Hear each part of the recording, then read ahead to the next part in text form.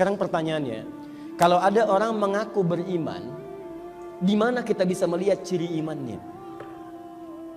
Karena ada orang mengaku beriman ditolak langsung oleh Quran. Hati-hati. Buka Quran surah ke-49 ayat 14. Hati-hati. Quran surah ke-49 ayat 14. Saya agak pelan-pelan. Qalatil a'rabu amanna. Ada sebagian orang-orang Arab berkata, saya telah beriman. Tiba-tiba turun ayat, qul lam tu'minu. Katakan Muhammad pada mereka, kalian belum beriman.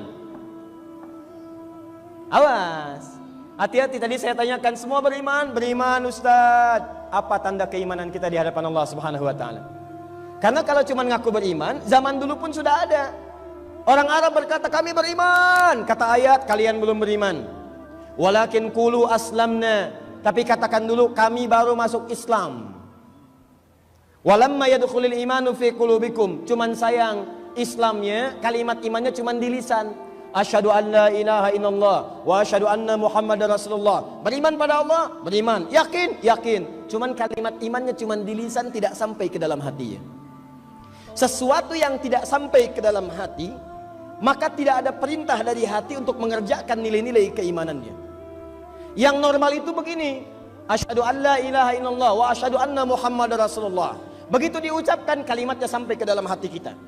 Dari hati menyebar ke tangan, menyebar ke mata, menyebar ke lisan, menyebar ke kaki.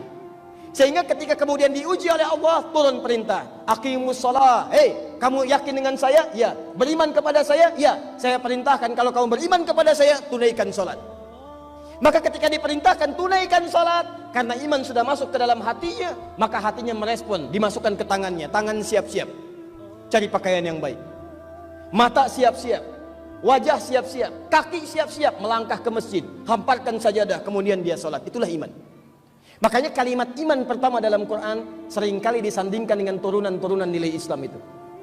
Quran surah kedua Al-Baqarah ayat ketiga, alladzina yu'minuna bil ghaib wa yuqimunas shalah. Kalau ada orang mengaku beriman kepada Allah yang gaib, maka dia akan membuktikan imannya dengan menunaikan shalah. Wa mimma razaqnahum yunfiqun, dia mau berinfak. Walladzina yu'minuna bima unzila ilaik, dia mau berinteraksi dengan Al-Quran. Jadi kalau ada orang mengatakan beriman kepada Allah, benar-benar beriman, maka kalimat iman itu tidak hanya sekedar di lisan, tapi akan meresap ke dalam jiwanya dan dibuktikan dengan pembuktian amal dalam kesehariannya.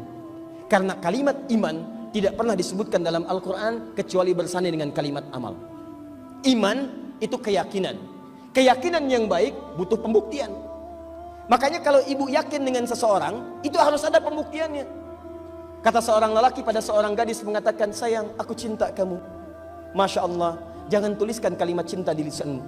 Jangan katakan cinta hanya di lisanmu, cukup tuliskan itu di buku nikah. Pembuktian. Karena setiap apa yang disampaikan dengan penuh keyakinan, dia membutuhkan pembuktian.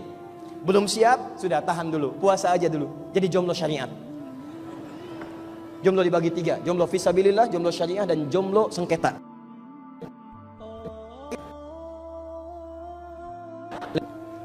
Karena itu ayatnya teruskan, illalladzina amanu, kecuali orang-orang yang dengan iman, kemudian dengan iman itu akan membimbing dia berperilaku baik dalam kehidupan. Amal baik yang dibimbing oleh iman itu disebut dengan amal soleh namanya.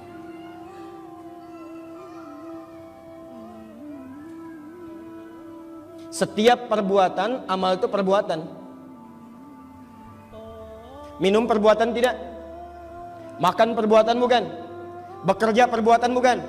Perbuatan. Nah, orang-orang yang punya iman ini, maka imannya akan membimbing perbuatannya untuk menjadi soleh. Soleh itu baik dalam ukuran Allah Subhanahu wa ta'ala. Baik menurut Allah. Soleh. Contoh. Minum perbuatan bukan? Perbuatan berarti amal. Tapi apakah setiap amal ini soleh? Belum tentu. Apakah setiap ada air boleh diminum? Belum tentu. Orang-orang yang minum dengan iman, maka dia tidak akan pernah menyentuh minuman-minuman yang tidak disukai oleh Allah Subhanahu wa ta'ala. Khamar, segala yang memabukkan Allah tidak suka. Quran surah kedua ayat 219. Quran surah ke-5 ayat ke-90. Innamal khamru wal maisiru dan seterusnya. Rijsun min amali syaitani fajtanibu. Rijsun min amali syaitani fajtanibu. Saya tidak suka dengan khamar. Setiap yang memabukkan, miras, santika, judi dan sebagainya, kata Allah saya nggak suka. Itu pekerjaan setan, jauhi, tinggalkan. Maka kalau ada orang mengaku beriman tapi dia menyentuh minuman yang diharamkan oleh Allah Subhanahu wa taala, itu artinya ada yang salah dalam iman yang dia akui itu. Berubah perbuatannya dari amal soleh menjadi amal salah. Mustahil. Apa ini? Whisky. Nggak apa-apa. Bismillahirrahmanirrahim.